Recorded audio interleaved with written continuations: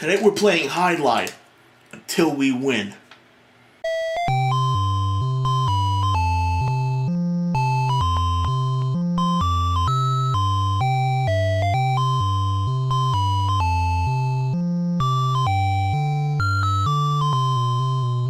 Hydlide, for gamers in North America at least, conjures up images of the top 10 worst games ever created, and yet in Japan it's a cult classic. Why is that? To understand a North American ire for a Japanese cult classic, we have to take a look at the history of the game itself. Released in 1984 on the PC-88, Hydlide was one of the first RPGs released in the post-Atari age, alongside other gems such as the Black Onyx and Dragon Slayer. It was later ported over to the MSX in 1985, the Famicom in 1986, and finally it reached North America in 1989. In other words, it took 5 years for Hydlide to reach North America, and in terms of technology, that's a really long time. To put that in perspective, imagine if id Software, instead of releasing Quake in 1996, waited for 5 years and released it in 2001. Well, by that time we had games like Unreal Tournament, Mafia, Metroid Prime, and Halo. Such was the fate of Hydlide on the NES. By the time it was released in North America, it was being compared to games like The Legend of Zelda and Dragon Warrior, and let's not forget that Final Fantasy was only a year away. It's unfortunate too, because for a game created in 1984, it's really good. It's also the smallest commercial game ever released on the NES, weighing in at only 40 kilobytes, a full 8 kilobytes smaller than any other commercial NES game. For its time and its size, Hydlide is actually a fairly complicated game. It's a simple RPG that keeps track of your life, strength, magic, and experience points. The combat system is a bit wonky and takes some time to get used to.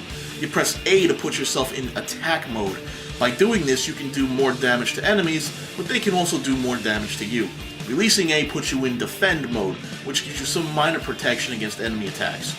Hydlide differs from traditional RPGs in a variety of ways, but one of the most obvious is how you heal. Instead of sucking down a potion or going to a cleric, you actually heal by just, standing around. You have to stand on a field or a forest tile and your health will eventually regenerate, kind of like Wolverine. And yes, it really does matter where you stand. For example, if you stand around in a graveyard, the unearthly undead are going to sap your strength. If you stand around in the ocean, you're eventually going to drown. The goal of this game is dead simple. You have to save a princess that's been captured by an evil monster. Sounds familiar. Before you can save the princess, though, you have to collect 3 of these fairies who will whisk you off to an isolated island where she's being held. It's not too complicated, but hey, what do you want for 40 kilobytes? This game is really hard. Now, you can save in-game, kind of like how they have with Final Fantasy, but it's not a battery save, it's only temporary, so when you shut off the system, you're going to lose your save states. Fortunately, they do have a password system. Unfortunately, every time you use a password, you lose all your experience points. So it's kind of a trade-off. Well, not really a trade-off, it's a pain in the ass. The difficulty of this game is almost legendary. Any monster can kill you at any given time while you're at any level, even the weaker ones, thanks to the game's almost completely random damage calculation system. Even at the highest levels, it's still possible to be killed by a slime in only a few hits. Leveling up in this game is a pain. When you first start off, the only enemies that you can reliably kill are the kobolds, which don't give you any experience points, and the slimes, which can kill you in one hit. So you start off at level 1, but you really can't do anything until you hit level 3. So you start to kill enemies for experience points. This is the game that first introduced North American gamers to the hell known as the RPG level grind. Now, I could give you a step-by-step tutorial on how to beat this game, but really it's not that complicated and would ruin some of the fun for you. Instead, here are a few key things you need to know in order to progress through the game. There are only a few items in the game, but it's essential that you get all of them in order to complete the game. The sword adds 10 points to your strength, and you can't access the final boss without it. The shield strengthens your defense. The cross lets you kill the vampire. The pot will reveal dungeon pits on the map. Without it, you can't access the majority of the game. The lamp lights the dungeons. Without it, you're just going to be bumping around the walls trying to find your way around. Medicine is dropped by the dragon, and it brings you back to life once, which is extremely helpful against the final boss. The key allows you to open some treasure chests. The 3 jewels, a jewel, a ring, and a ruby, all must be collected for the final boss to reveal himself. The monsters in this game aren't very complicated. For the most part, the only way they vary is how hard they hit you and how much damage they can take. There are a few exceptions to this though. For example, the vampire, the water dragon, the wizard, and Borealis, the final enemy of the game. The vampire and water dragon both have special conditions that must be met in order to kill them. The vampire requires that you have a cross, and the water dragon requires that you knock over a tombstone in a castle. The wizard shoots fireballs, which can kill you in only 2 hits, and they don't follow any specific pattern.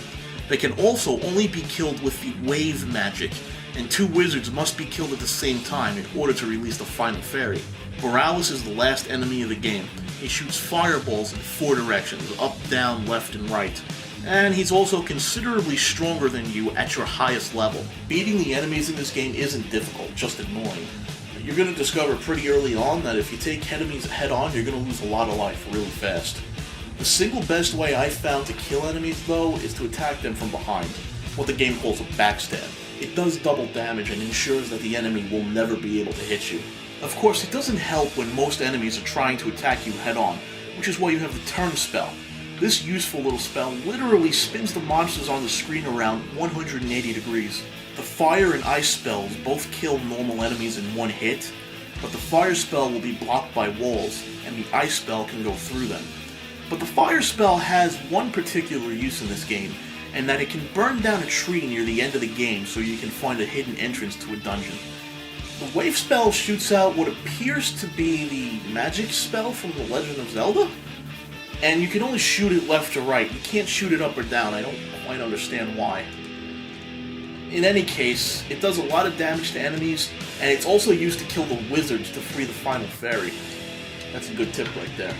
Flash is the most powerful spell in the game. It will kill all of the normal enemies on screen.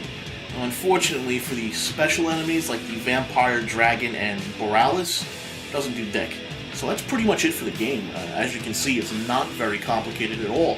The difficulty in this game really doesn't come from running around trying to find items or exploring the world. It really comes from the combat, where enemies will kill you a lot. Especially the final boss. He'll kill you maybe, 30,000 times before you win.